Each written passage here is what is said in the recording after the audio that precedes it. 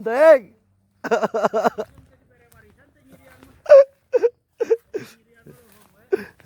Bener, oi. Bab 541, apakah Anda membuktikan bahwa Anda adalah binatang? Suara dingin dan marah Yi Qiuwan terdengar di ruang konferensi pers. Semua orang melihat sekeliling, dan wajah Yi Qiuwan, yang hampir meneteskan air, muncul di mata mereka seperti es. Sementara semua orang terkejut, bergema di benak mereka. Jalang, suami yang istrinya TDK setia, perkataan pasangan ini cukup berapi-api. Wartawan di tempat kejadian mengira mereka sedang bermimpi. Saat itu, Bang, Tang Xinhao tiba-tiba bertepuk tangan. Mari kita sambut Yi Qiuwan, ketua grup Jianghua, ke atas panggung. Dahi, semua reporter tercengang saat ini, lelucon macam apa ini? Tidak ada yang bertepuk tangan, saya tidak bisa memahaminya. Matanya tertuju pada wajah Tang Xinhao, dan kilatan rasa sakit melintas di matanya. Tetapi rasa sakit itu dengan cepat menghilang, meninggalkan lebih banyak kegembiraan dan bahkan kelegaan. Semua orang bingung, tubuh halus Yi Qiuwan bergetar, giginya terkatup di bibirnya, dan dia menatap Tang Xinhao di atas panggung. Kemarahan di matanya meningkat lagi, dan ditekan lagi dan lagi. Dia bahkan tidak tahu harus berkata apa, jadi bagaimana dia bisa mengatakannya. Dia dan Tang Xinhao sudah menjadi orang asing yang paling dikenalnya. Tang Xinhao melihat Yi Qiuwan berdiri diam dengan senyum dingin di wajahnya. Saya mengumumkan hal kedua, Tang Hai yang meninggal dengan baik. Diam, adegan itu benar-benar sunyi. Semua orang memandang Tang Xinhao di depan mereka, mengira dia gila. Dia menyebut istrinya menyebalkan dan mengatakan untung putranya meninggal. Mungkinkah, apakah Tang Haiyang adalah anak tidak sah dari Yi Qiuwan dan orang lain? Banyak reporter yang tiba-tiba mengetahuinya dan memandang Yi Qiuwan. Hahaha, Yi Qiuwan tertawa sedih. Tang Xinhao, saya pikir kamu akan menjadi kura-kura sepanjang hidupmu. Tidak berani mengatakan sepatah kata pun, kamu mengejutkanku hari ini dan memberitahu saya bahwa kamu masih laki-laki.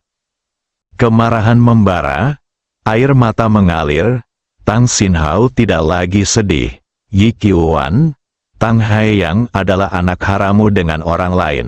Saya senang dia meninggal. Dan Peng Lan sedang mengandung saya akan memiliki anak laki-laki sendiri, dan saya bahkan lebih bahagia. Itu menstimulasi Yi Qiuwan tanpa ampun. Tang Xinhao, kalian semua akan mati dengan mengenaskan.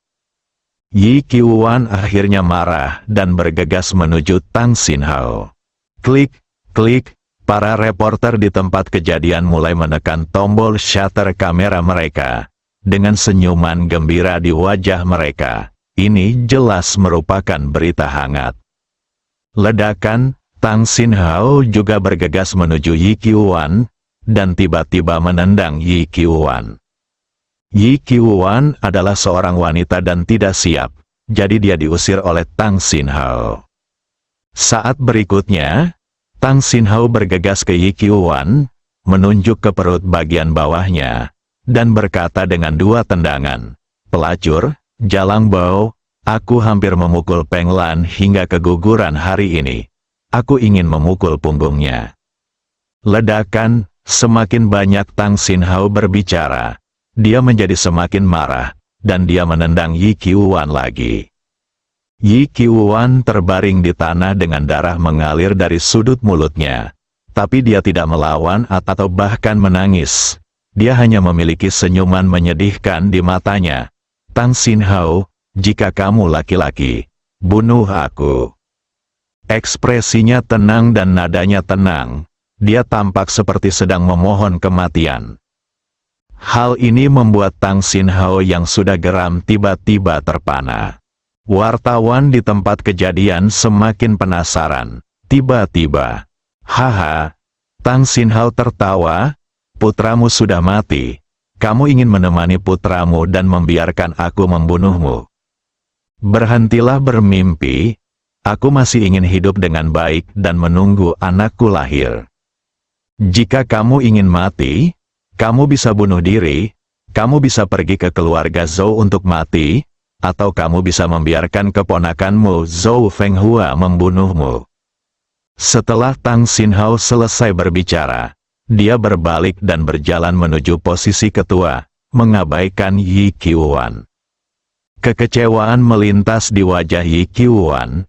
Dia datang ke perusahaan untuk mencari Tang Xinhao untuk merangsang Tang Xinhao, dan bahkan berharap dia akan membunuhnya. Ketika saya mendengar tentang konferensi pers, saya menjadi lebih bersemangat. Jadi saya mulai menggunakan suami yang istrinya tidak setia untuk merangsang Tang Xinhao. Tetapi Tang Xinhao tidak tertipu. Sekarang, dia sangat marah. Bangunlah dari tanah, Tang Xinhao, aku akan melawanmu sampai mati hari ini. Entah kamu membunuhku, atau aku membunuhmu.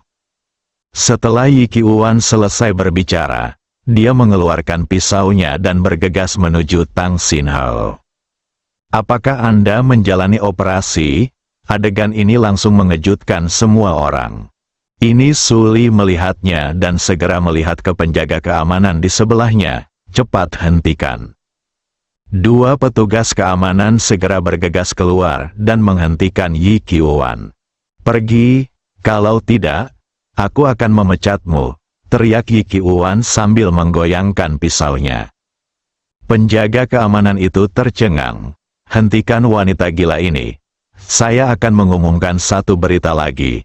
Dan konferensi pers akan berakhir, Tang Xinhao berteriak keras. Dua petugas keamanan segera menghentikannya. Tapi dia tidak menyerang Yi Qiuwan. Tapi Yi Qiuwan tidak bisa terburu-buru. Kedua belah pihak untuk sementara menemui jalan buntu. Tang Xinhao telah berbicara.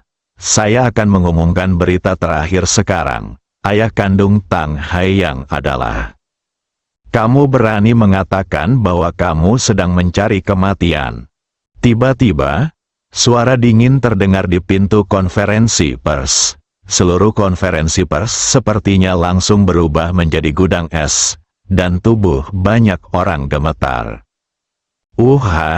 Ketika semua orang melihat, Zhou Tianfang muncul di depan semua orang dengan mengenakan jas putih, janggut putih, dan rambut. Para wartawan menunjukkan rasa takut dan mundur ketakutan. Kata-kata yang diucapkan Tang Xinhao sepertinya membeku, dan dia tidak berani mengatakannya lagi. Terutama ketika dia melihat mata dingin Zhou Tianfang. Dia tahu bahwa jika dia berani mengatakan sepatah kata pun, dia pasti akan dibunuh. Yi Qiuwan juga menjadi tenang, dan pemandangan itu tiba-tiba menjadi sunyi. Didi, tiba-tiba ponsel seorang reporter berdering memecah kesunyian. Melihat panggilan masuk di atas, reporter segera menekan connect. Sebelum menghadiri konferensi pers hari ini, seorang wanita tiba-tiba menemukan nomor teleponnya dan memberinya 100.000 yuan untuk disiarkan langsung kepada wanita tersebut. Semua orang melihat sekeliling, meski reporternya gugup, dia tetap menekan tombolnya. Letakkan telepon di speakerphone, terdengar suara seorang wanita. Tangan reporter itu gemetar ketakutan dan dia segera meletakkan tangannya di telepon. Suara seorang wanita datang dari dalam. Zhou Tianfang, Yi Qiuwan, dan Tang Xinhao. Apakah kalian bertiga sangat bahagia dan malu sekarang? Haha, suara bersemangat Zhou Fenghua terdengar. Wanita itu adalah Zhou Fenghua. Zhou Fenghua, kamu jalang, beraninya kamu membunuh anakku. Yi Qiuwan mengumpat dengan marah ketika dia mendengar suara Zhou Fenghua. Wajah Zhou Tianfang juga muram, dan dia hendak mengambil ponselnya. Zhou Tianfang, putramu Tang Haiyang meninggal. Bagaimana perasaanmu sekarang? Ledakan, Kata-kata Zhou Fenghua telah keluar. Tubuh Zhou Tianfang tiba-tiba berhenti. Karena semua mata tertuju padanya, adik iparku telah mengambil alih adik iparku. Hal yang tidak etis ini telah terjadi. Sungguh konyol. Haha, Zhou Fenghua tertawa gembira di telepon. Diam, Yi Qiuan berteriak dengan marah. Jalang, kenapa kamu mengatakan ini? Apakah kamu benar-benar mengira kamu masih bibiku? Biar ku beritahu, sejak kamu dan Zhou Tian bersama, aku membencimu. Suara kemarahan dan penghinaan Zhou Fenghua bergema di seluruh aula. Zhou Fenghua, jika kamu berani terus berbicara, aku akan membunuhmu. Zhou Tianfang tidak tahan lagi dengan Zhou Fenghua. Bunuh aku, ayo, bunuh putri kandungmu, kamu membuktikan bahwa kamu adalah binatang buas. Haha, tawa gembira Zhou Fenghua menjadi lebih keras. Bab 542 Yi Qiuan bunuh diri. Zhou Tianfang telah berlatih Gu Jing Wubo selama bertahun-tahun, tetapi saat ini, amarahnya masih berkobar. Zhou Fenghua ada di ujung telepon. Dia tidak bisa membunuhnya, jadi kemarahannya ditujukan pada Tang Xinhao. Tang Xinhao, aku membiarkanmu hidup beberapa dekade lagi. Tetapi kamu masih ingin mati. Aku akan membantumu. Suara mendesing, tubuh itu terbang dan terbang menuju Tang Xinhao. Dia ingin membunuh Tang Xinhao dengan tangannya sendiri untuk menghilangkan amarah di hatinya. Dia bahkan tidak menggunakan kemampuannya untuk mengendalikan Qi. Wajah Tang Xinhao menunjukkan rasa jijik yang mendalam, dan matanya tampak tanpa rasa takut. Dia sudah tahu apa akibat dari kemarahan. Dia sudah memberitahu Peng Lan kepada Ji Fei. Saat ini, dia ingin hidup seperti laki-laki. Ketenangannya, rasa jijiknya, dan ketenangannya membuat Zhou Tianfang dan yang lainnya sedikit terkejut. Jangan bunuh Tang Xinhao, teriakan marah Yi Qiuan tiba-tiba terdengar. Zhou Tianfang berhenti sejenak. Dan ketika tangannya mencapai leher Tang Xinhao, dia tiba-tiba berhenti dan berbalik untuk melihat Yi Qiuan di belakangnya. Dia menaruh belati di lehernya, seolah dia akan bunuh diri jika Zhou Tianfang melakukannya lagi. Qiuan, apa yang kamu lakukan?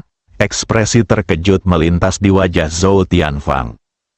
Yi Qiuan mengabaikan Zhou Tianfang, tetapi memandang Tang Xinhao dengan rasa sakit yang mendalam di wajahnya.